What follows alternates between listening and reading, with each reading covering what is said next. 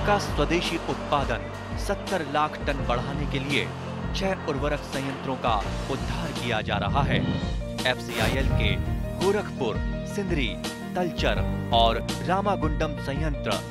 HFCL की बरौनी इकाई और BVFCL की नामरू fourth. सोने पर सुहागा ये है कि देश में अब बनेगा सिर्फ नीम लेपित यूरिया, क्योंकि इससे होगा किसानों का फायदा ही फायदा। अनाज का उत्पादन 10% तक बढ़ेगा। बढ़ेगी 10 से 15% नाइट्रोजन क्षमता।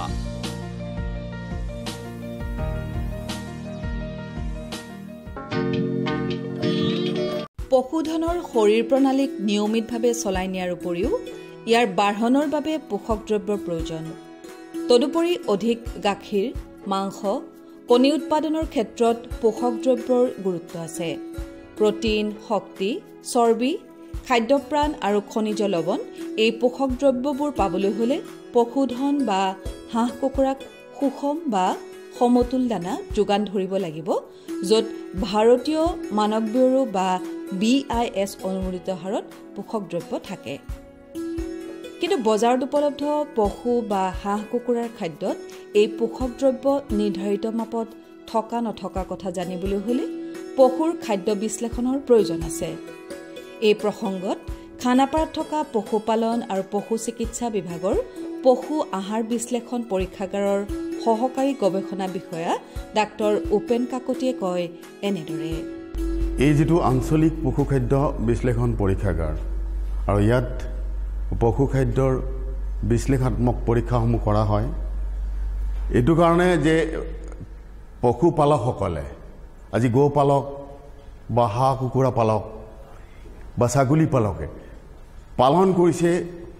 মূল উদ্দেশ্য হৈছে উৎপাদন বৃদ্ধি হোৱা। আৰু এই খাদ্যবিলাকৰ লগত জড়িত হৈ আছে উৎপাদন বৃদ্ধিৰ লগতে পশু সুস্বাস্থ্য বা দেহ বৃদ্ধি হোৱা। আনহাতে পশু পক্ষীসকলৰ ৰোগ নিৰূপণ যোগ নিবাৰণ ক্ষমতা বৃদ্ধি হোৱা, আৰু যাৰ কাৰণে তেওঁলোকৰ বিভিন্ন ৰোগৰ ক্ষেত্ৰত নিৰাময় কৰাৰ ক্ষেত্ৰত পশু খাদ্যই যথেষ্ট সহায় কৰি আহিছে। এতিয়া পশু খাদ্য বা আমি যিবিলাক দানাজাতীয় খাদ্য, বিশেষকৈ যিবিলাক আমি দানাজাতীয় খাদ্য বজাৰত পাওঁ, এই বজাৰৰ খাদ্যবিলাকত উপযুক্ত গুণসম্পন্ন হয় নে নহয় তাক জানিবৰ কাৰণে হয়তো আমাৰ এই লেবৰেটৰীত যদি সেই দানা বিশ্লেষণ কৰি চোৱা যায়, আমি তাক বিশ্লেষণ কৰি আমি গুণাগুণখিনি নিৰূপণ কৰি সঠিকভাৱে ক'ব পাৰোঁ। কিন্তু কথা হ'ল এই গুণাগুণখিনি যিবিলাক সকলো পশুপালক বা হাঁহ কুকুৰা পালক বা ছাগলী পালকে এইখিনি কৰিবৰ আগতেও যদি যিসকল দানা তেওঁলোকে বজাৰৰ পৰা লৈছে সেই দানা ISI মানদণ্ডৰ হয় না নহয়, ISI মানদণ্ড সম্পন্ন অনুষ্ঠানৰ বা ইনষ্টিটিউটৰ পৰা প্ৰডাকশ্যন হোৱা হয় নে নহয়, এইবিলাকো তেওঁলোকে চাই লোৱা মই ভাবোঁ অতি দৰকাৰী। গতিকে পশু খাদ্যৰ উপাদান হিচাপে বহুত উপাদান আমি সংমিশ্ৰণ কৰি পশু খাদ্য বা পশু দানা প্ৰস্তুত কৰা হয়। কিন্তু মূলতঃ ইয়াৰ উপকৰণ কেইটা চাব লাগিব। উপকৰণ হিচাপে আমাৰ আগতে চন্দ্ৰলেখাই কৈ গ'ল যে যেনেকৈ প্ৰটিন বা মাংসহাৰ উপকৰণ থাকিব লাগে, যেনেকৈ কাৰ্বহাইড্ৰেট বা শৰ্কৰা থাকিব লাগে, ঠিক তেনেকৈ মিনাৰেল থাকিব লাগে, চৰ্বি বা ফেট থাকিব লাগে, মিনাৰেল বা খনিজটো, ঠিক তেনেকৈ ভিটামিন থাকিব লাগে বা পশু খাদ্যত ভিটামিন জাতীয় খাদ্যপ্ৰাণ থাকিব লাগে, গতিকে আৰু পানী থাকিব লাগে। গতিকে এই যিটো উপকৰণৰ সংমিশ্ৰণ, এই মিশ্ৰণৰ যিটো উপকৰণৰ যিখিনি খাদ্যত থাকিবলগীয়া অনুপাত, সেই অনুপাতটো যদি সঠিক নহয় তেতিয়াহ'লে আমাৰ যিটো পশু খাদ্য পশুপালকৰ খৰচৰ মেইন মানে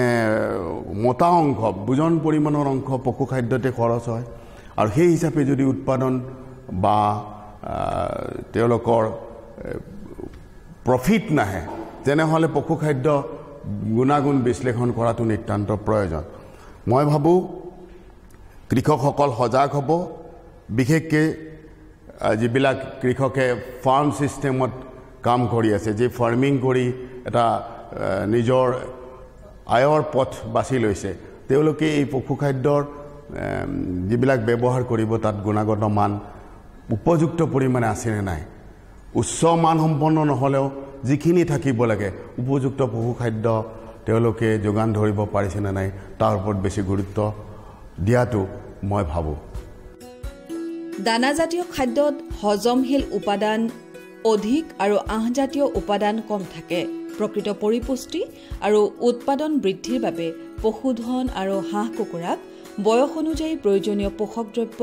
নিৰ্ধাৰণ কৰি দিয়া হয় পশু আহাৰৰ উপাদানৰ প্ৰসংগত পৰীক্ষাগাৰৰ পশু চিকিৎসা বিষয়া তথা সহকাৰী ৰসায়নবিদ ডাক্তৰ চন্দ্ৰলেখা দাসে কয় এনেদৰে আমি বজাৰত বিভিন্ন ধৰণৰ পশুখাদ্য কিনিবলৈ পাওঁ আজিকালি ফাৰ্মাৰবোৰেও বহুত সচেতন হৈছে ফাৰ্মিঙৰ ক্ষেত্ৰত যে তেওঁলোকে বিচাৰে যে আমি যেহেতু বহুখিনি ধন ইয়াত ব্যৱহাৰ কৰা হৈছে তেওঁলোকৰ কষ্ট কৰি ফাৰ্মিং কৰে গতিকে ভাল এটা ফল পাবৰ কাৰণে তেওঁলোকে কৰে বা তেওঁলোকৰ নিজৰ জীৱিকা নিৰ্বাহ কৰিবৰ কাৰণে যিখিনি লাগে তেওঁলোকে যাতে উৎপাদন কৰিব পাৰে গৰু ছাগলীৰে ফাৰ্ম হওক বা মুৰ্গীৰে ফাৰ্ম হওক গতিকে এই গৰু ছাগলী বা মুৰ্গী সকলো ফাৰ্মৰ ক্ষেত্ৰতে খাদ্য এটা ইম্পৰ্টেণ্ট মানে 60 to 65% মানে প্ৰডাকশ্যনৰ নিৰ্ভৰ কৰে আপোনাৰ খাদ্যৰ ওপৰতে আৰু বাকীখিনি মেনেজমেণ্ট গতিকে খাদ্যটো যদি ভাল নহয় তেতিয়াহ'লে ভাল প্ৰডাকশ্যন আমি পাব নোৱাৰোঁ গতিকে ফিডত মেইনলি আমি থাকে প্ৰটিন তাত আপোনাৰ ফাইবাৰ কেলছিয়াম ফছফৰাছ ফেট এইকেইটা খাদ্যৰ মূল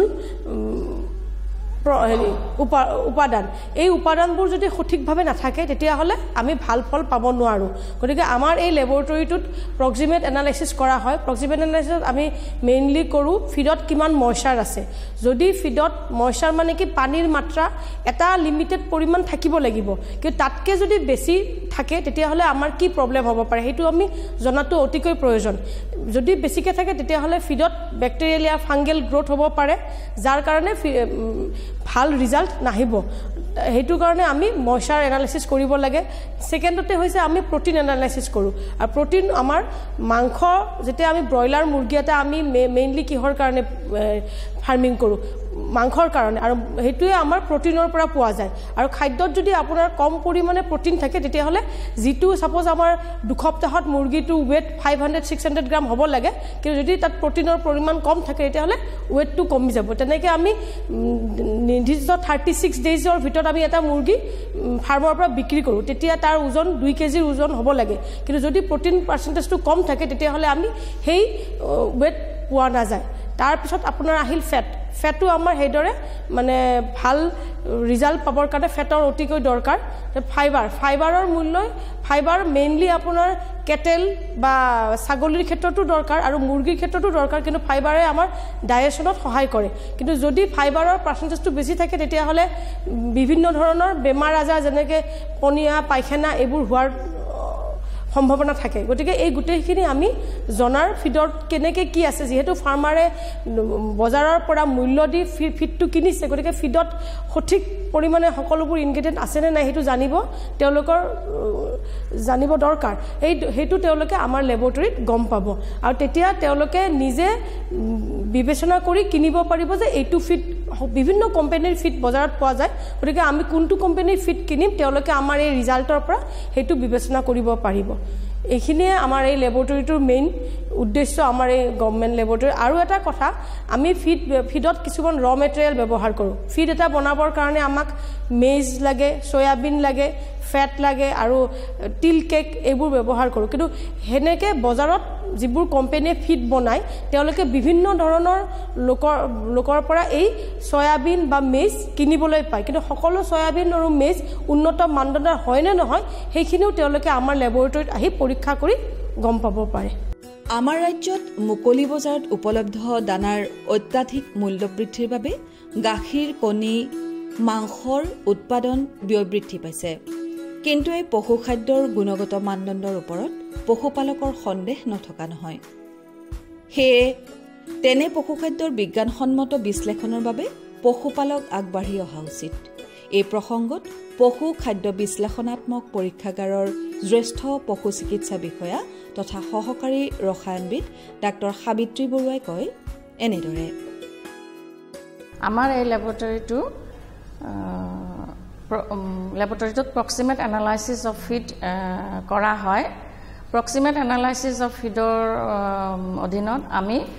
খাদ্যৰ মূলতঃ 6টা উপাদান আমি ইয়াতে পৰীক্ষা কৰোঁ সেই 6টা পশু খাদ্যৰ উপাদান হৈছে crude protein crude fat crude fibre moisture content of the food আৰু মিনাৰেল মিক্সাৰ ফছফৰাছ আৰু কেলছিয়াম আমি এনালাইচিছ কৰোঁ আমি বিভিন্ন প্ৰক্ৰিয়াৰ মাজেদি এই খাদ্যবোৰ ইয়াতে এনালাইচিছ কৰা হয় যেনে আমি প্ৰটিন এনালাইচিছ কৰিবৰ কাৰণে 3টা পদ্ধতিৰ মাজেৰে আমি প্ৰচেছ কৰি পেলাই প্ৰটিনটো উলিয়াই আনো ক্ৰুড প্ৰটিনটো তাৰে প্ৰথম যিটো প্ৰক্ৰিয়া প্ৰথম ষ্টেপটো হ'ল ডাইজেশ্যন কৰাৰ পিছত আমি ডিষ্টিলেশ্যন কৰোঁ আৰু ডিষ্টিলেশ্যন কৰাৰ পিছত আমি টাইট্ৰেশ্যন কৰি খাদ্যৰ পৰা প্ৰটিনটো নাইট্ৰজেনৰ ৰূপত উলিয়াই আনি পিছত আমি প্ৰটিনটো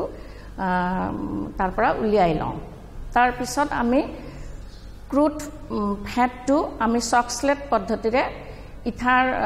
যুক্ত কৰি পেলাই খাদ্যত আমি ইথাৰ প্ৰয়োগ কৰি তেনেকৈ এক্সট্ৰেক্ট ফেটখিনি খাদ্যৰ পৰা আমি উলিয়াই আনো তাৰপিছত আমি বিভিন্ন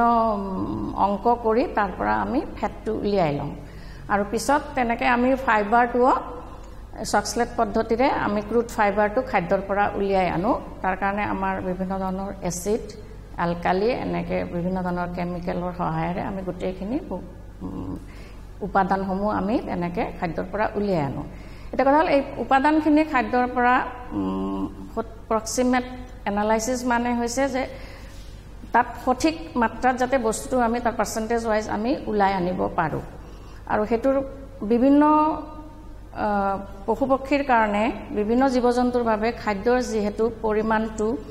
আৰু তাত থকা উপাদানসমূহৰ পাৰ্চেণ্টেজটো যেতিয়া বিভিন্ন ধৰণৰ হয় গতিকে আমি উপযুক্ত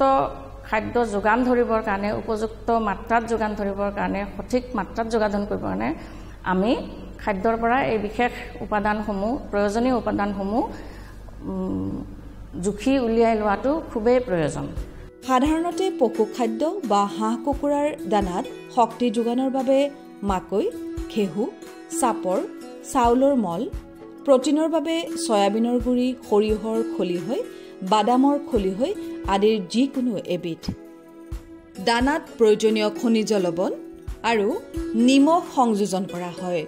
এনেদৰে প্ৰস্তুত কৰাৰ দানা বা পশু খাদ্যৰ পোষক দ্ৰব্য নিৰ্ধাৰণ কৰিবলৈ বিশ্লেষণৰ প্ৰক্ৰিয়াৰ প্ৰসংগত পৰীক্ষাগাৰ সহায়ক জিন্তু চৌধুৰীয়ে কয় এনেদৰে আমাৰ ইয়াত যোনবোৰ চেম্পল আহে ইয়াত ডিফাৰেণ্ট টাইপছ অফ চেম্পল আহি যায় যেনেকৈ ইনগ্ৰিডিয়েণ্ট আহে ফিড চেম্পল আহে তাৰপিছত চাইলেজ আহে সেইবোৰ আমি ফাৰ্ষ্টত গ্ৰাইণ্ড কৰি আমি অভেনত থওঁ ফৰ 8 hours যাতে আমি তাৰ মইশ্চাৰ পাৰ্চেণ্টেজটো ওলাব পাৰোঁ দেন আমি তাৰপিছত আমি প্ৰটিন এনালাইচিছ কৰোঁ প্ৰটিন এনালাইচিছত আমাৰ ডাইজেশ্যন থাকে ডিষ্টিলেশ্যন থাকে টাইট্ৰেশ্যন থাকে ডাইজেশ্যনত আমাৰ সালফিউৰিক এচিড ইউজ হয় দেন আমাৰ ডিষ্টিলেশ্যনত আমাৰ বৰিক এচিড আৰু সোডিয়াম হাইড্ৰক্সাইড ইউজ হয় দেন টাইট্ৰেশ্যনত আমাৰ সালফিউৰিক এচিড ইউজ হয় দেন আমি চেম্পলবোৰ তাৰপিছত ফেট এষ্টিমেশ্যনৰ কাৰণে ফেট এষ্টিমেশ্যন কৰোঁ দেন ফেট এষ্টিমেশ্যনত পেট্ৰলিয়াম ইথাৰ ইউজ হয় 40 to 60 degree Celsius then after that fibre estimation কৰোঁ ফাইবাৰ এষ্টিমেশ্যনত সোডিয়াম হাইড্ৰক্সাইড আৰু সালফিউৰিক এচিড ইউজ কৰা হয় ফৰ এচিং আমি এচিং কৰাৰ কাৰণে আমি চেম্পলটো আমি ক্ৰুচিবলত লৈ কিনে আমি ইলেক্ট্ৰিক হিটাৰত দি যেতিয়ালৈকে তাৰ পৰা ধোঁৱা ওলাই থাকে যেতিয়া ধোঁৱা ওলোৱা বন্ধ হয় তেতিয়ালৈকে আমি হিটাৰত ৰাখোঁ দেন আফটাৰ ডেট মাফল ফাৰ্নেছত আমি ফৰ 4 hours আমি থৈ দিওঁ থৈ দিলে আমি তাৰ ইনচলিবল এছটো আমি পোৱা যায় বিজ্ঞানসন্মতভাৱে পশুপালন আৰু হাঁহ কুকুৰা পালন কৰা সকলে পশু খাদ্যৰ সামগ্ৰিক বিশ্লেষণৰ বাবে সচেতন হোৱাৰ প্ৰয়োজন খানাপাৰাৰ পশুধন চৌহদত অৱস্থিত পশু খাদ্য বিশ্লেষণাত্মক পৰীক্ষাগাৰত বিনামূলীয়াকৈ দানাৰ বিশ্লেষণৰ বাবে দানাৰ নমুনা জমা দিব পাৰে এই প্ৰসংগত পশুপালন আৰু পশু চিকিৎসা বিভাগৰ দেহতত্ত্ব ৰসায়নবিদ ডাক্তৰ নয়নজিৎ ডেকাই কয় এনেদৰে অসম চৰকাৰৰ পশুপালন আৰু পশু চিকিৎসা বিভাগৰ এই ফিড এনালিটিকেল লেবৰেটৰীৰ এক ঐতিহ্য আছে আপোনালোকে জানি সুখী হ'ব যে ব্ৰিটিছৰ দিনত যেতিয়া অসম ব্ৰিটিছৰ অধীনত আছিল 1941 তেতিয়া ইম্পেৰিয়েল কাউন্সিল অফ এগ্ৰিকালচাৰ যেটো আজিৰ ভাৰতীয় কৃষি অভিযান পৰিষদ সেই সময়ত ব্ৰিটিছৰ দিনৰ যাক আমি imperial council of agriculture research বুলি কওঁ ইম্পেৰিয়েল কাউন্সিল অফ এগ্ৰিকালচাৰ ৰিচাৰ্চে 1941 অসমত এই লেবৰেটৰীটো ফিজিঅলজিকেল কেমিষ্ট বা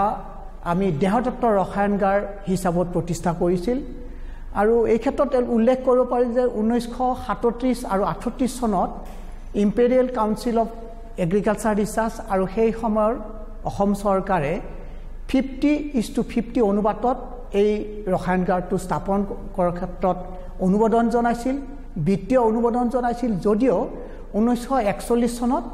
এই লেবৰেটৰীৰ কাম আৰম্ভ হয় এই ক্ষেত্ৰত আমি আটাইতকৈ সৌভাগ্যৱান যে সেই সময়ত ভাৰতৰ এজন one of the most elite animal nutritionist আছিল ডক্টৰ P.A. চেচান তেখেতে 1940 ডক্টৰেট অফ সায়েন্স পাইছিল ডিগ্ৰী পাইছিল আৰু তেখেতে প্ৰথম ফিজিঅলজিকেল কেমিষ্ট আছিল অৰ্থাৎ এই লেবৰেটৰীৰ প্ৰথমগৰাকী দেহতত্ত্ব ৰসায়নবিদ আছিল ডক্টৰ P.A. চেচান আৰু 1943 চনলৈকে আছিল আৰু তেখেতে ঢুকোৱাৰ পিছত কিছুদিন আন এজন এগ্ৰিকালচাৰ কেমিষ্টে দায়িত্ব লৈছিল আৰু 1943 চনত আমি আন এজন এনিমেল নিউট্ৰিচন পাইছোঁ যাক আমি জানো ডক্টৰ S.K. তালাপাত্ৰ আৰু S.K. তালাপাত্ৰ আছিল PhD হোল্ডাৰ আছিল আৰু তেখেতে আমাৰ অসমত সেই 1945ত এটা গুৰুত্বপূৰ্ণ কাম কৰিছিল 45ৰ পৰা বিশেষকৈ তেখেতে আমাৰ অসমৰ যিবোৰ ইণ্ডিজেনাছ ঘাঁহ আমাৰ যিবোৰ থলুৱা ঘাঁহ যেনে উলু ঘাঁহ